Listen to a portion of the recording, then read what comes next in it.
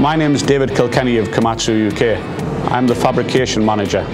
I've worked at Komatsu since 1987. In 1987 we called BINZEL to help us resolve a problem with our robot technology.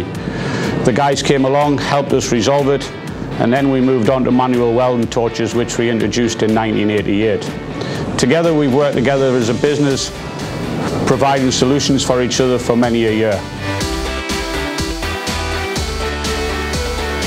My name's Paul Redshaw.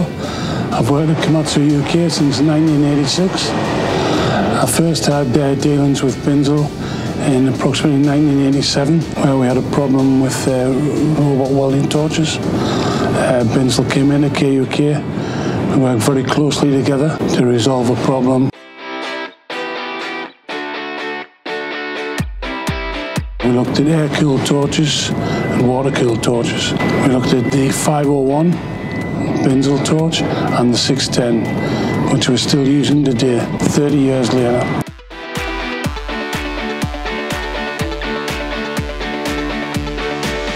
I believe BINZEL have the same values as KUK: safety first, quality and efficiency. Today we are working on a project for on-gun extraction.